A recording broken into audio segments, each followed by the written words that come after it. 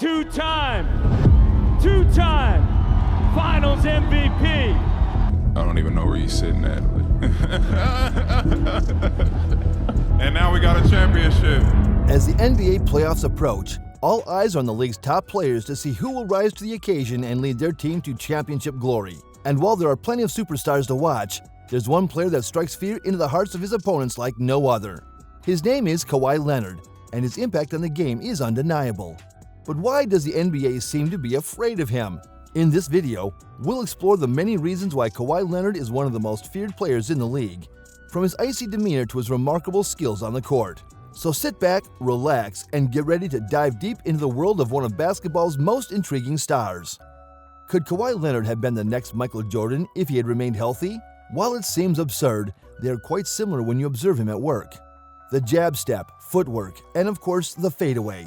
Because of his domination, no one has ever been more feared than Jordan.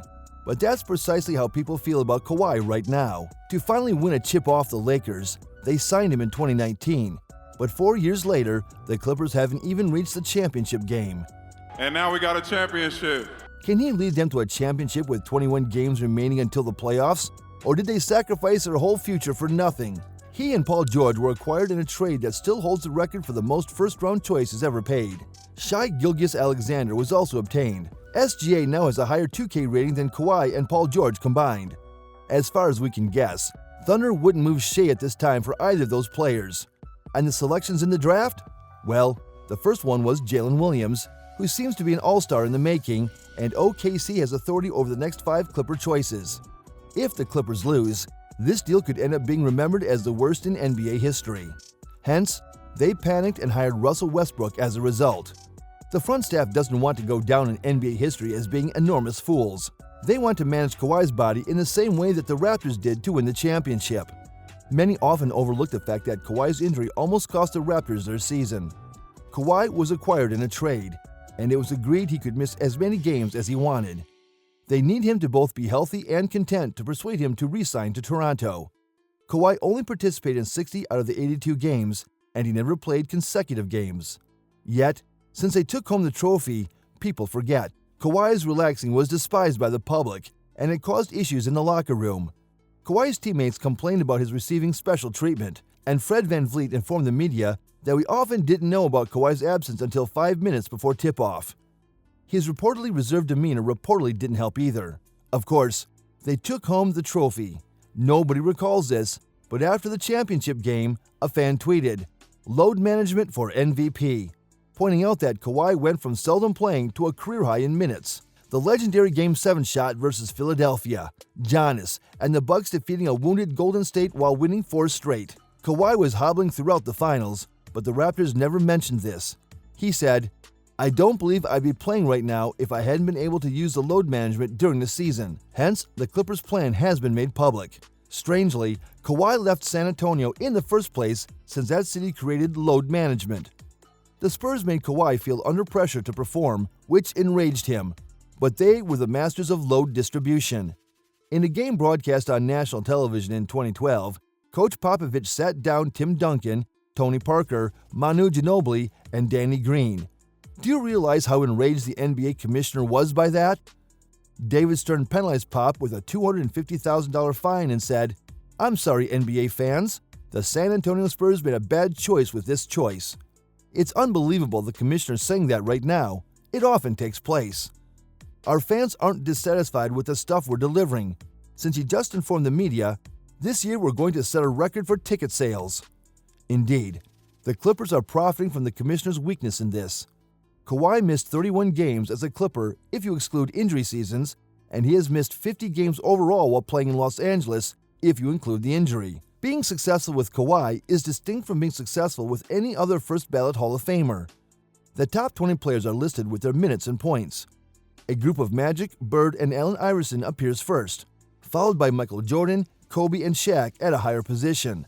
LeBron, Karl Malone, and Kareem make up the big 3. Then there's Kawhi, who has a superior resume than some of these other players, but has career statistics more in line with a role player. Yet, if we extrapolate Kawhi's career to the conclusion, he ends up exactly here. The Clippers must thus handle their special star the same way Toronto did. It turns out that something is awry in LA, which is why Russell Westbrook was signed. Kawhi had a noticeable build going into the season. He put on weight around his knee to preserve it, played the first 2 games off the bench, but then shut it down for the next 23 days. All of the experts who had predicted that the Clippers would triumph changed their minds. When the press questioned Ty Lue about it, he became irate.